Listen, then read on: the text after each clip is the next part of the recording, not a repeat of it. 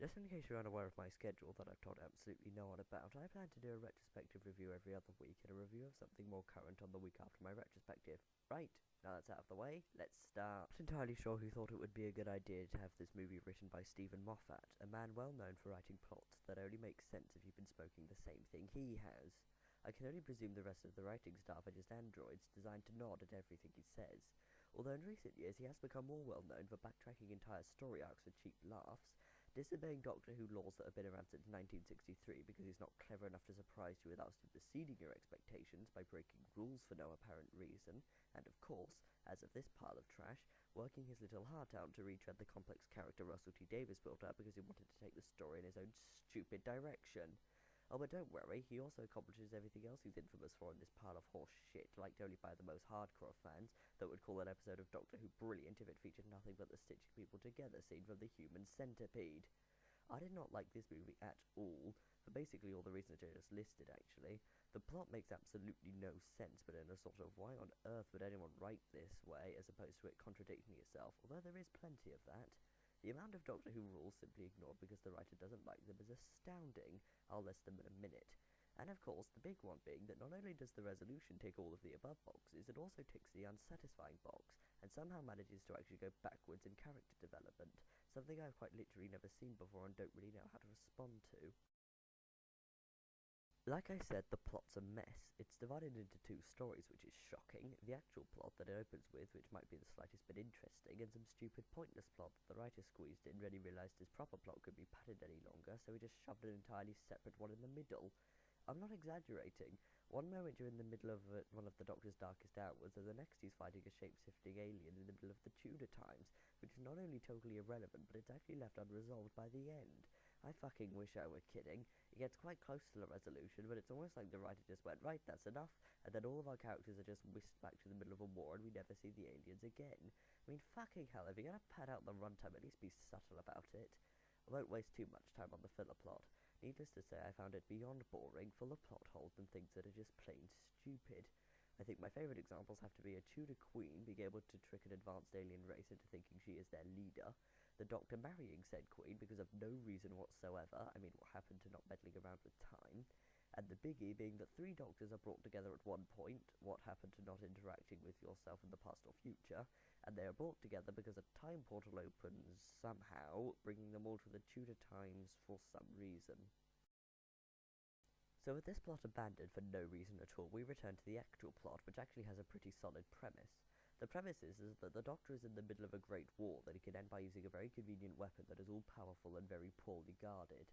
The problem is that this has already happened. The Doctor we see is the ninth incarnation that the Doctor forgot about, and Doctors 10 to 12 have all since been coping with the atrocity they committed.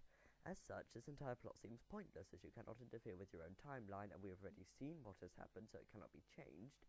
Not to mention the fact that the war is time-locked, so what the fuck are we doing here? Well, it turns out that these rules, that are almost the bedrock for Doctor Who storytelling, can be ignored if the writing is shitty enough. Needless to say, the pack of lobotomized gibbons that call themselves the writing staff simply allow the Doctors to reach an unreachable point in time, whilst they all frequently interact with each other. Fun fact, interacting with oneself in the past is the premise for an entire Doctor Who story which results in a lot of people being eaten, but this doesn't happen here because reasons. And just when you think it cannot possibly get any more stupid and nonsensical, Moffat once again surprises by saying one of the major characteristics of the modern Doctor can be prevented if they break every rule ever established. Well, actually, he says Gallifrey could be saved, but the Daleks can still be destroyed, but in order to do this, they need every incarnation of the Doctor to come together and use their TARDISes to put Gallifrey in a pocket dimension. They do this, and by removing Gallifrey, all the Daleks are destroyed because they were in orbit around the planet firing, and the sudden disappearance of the planet meant they all fired at each other, and we're supposed to believe that not one member of the advanced alien race that's been around for thousands of years decided to stop firing or, oh, I don't know, activate the fucking shields. Or move. I'm going to list absolutely everything wrong with this scene right now, so if you have to be somewhere in the next hour or so, I'd advise leaving for the time being. Fucking hell, where to start? I think I'll start nice and simple by pointing out the aforementioned backtracking of character as something that has changed the course of the Doctor's life and led to many utterly wonderful scenes is simply removed, not even in a remotely clever or interesting way. Next, there's the fact that as a Doctor Who fanboy, seeing every Doctor on screen at one time should make me nerdgasm so much I become indistinguishable from the slime monster, but instead I'm shaking my head and desperately looking for a sharp object I can use to cut off my ears. Next, there's the endless string of rule breaking, going past a time lock for no reason other than fuck you, interacting with 13 versions of yourself, changing events that lead you to this point, thus creating a paradox, and finally, ignoring the fact that the Time Lords are about 20 minutes away from destroying time and space, so keeping them alive is probably a bad idea.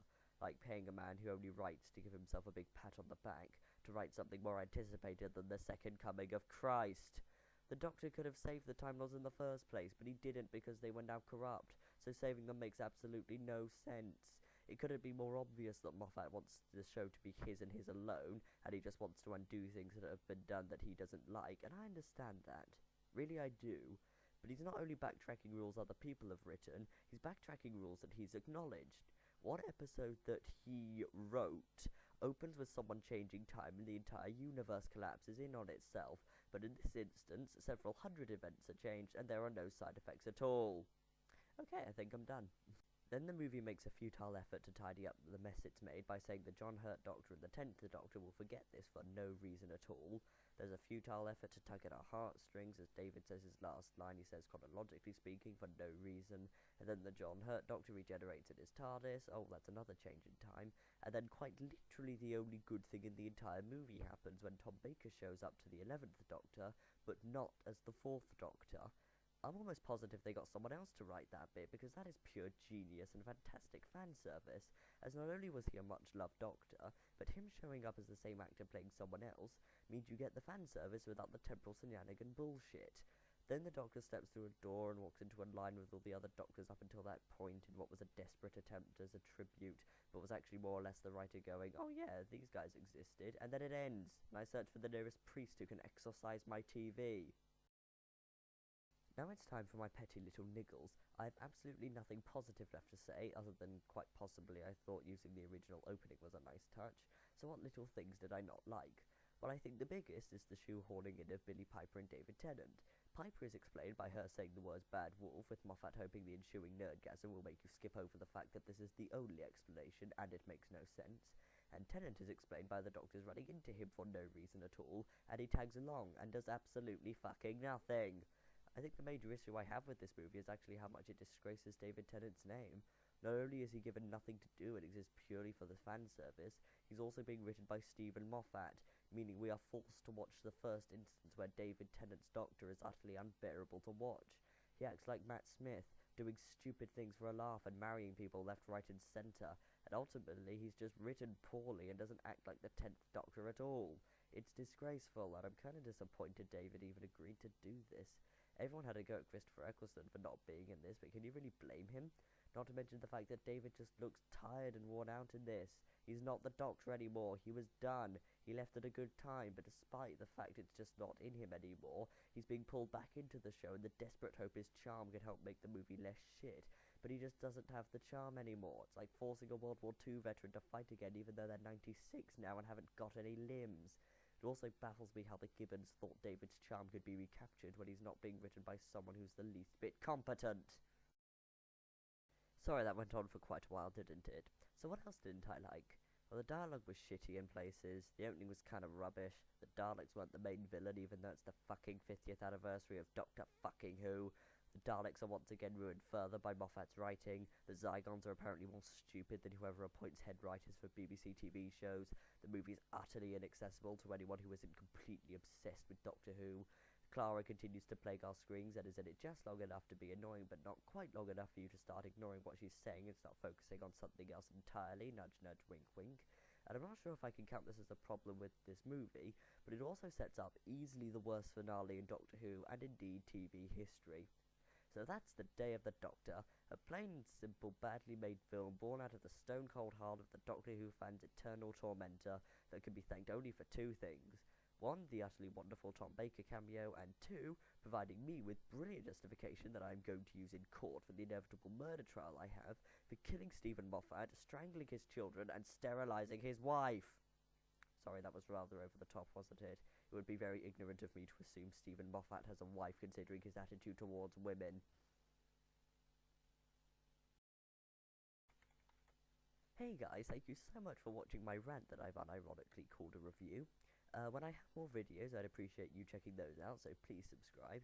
And in the meantime, please check out my blog, where I post reviews weekly. I'll put a link to it in the description below. Well, I say weekly, usually weekly. Sometimes I get distracted.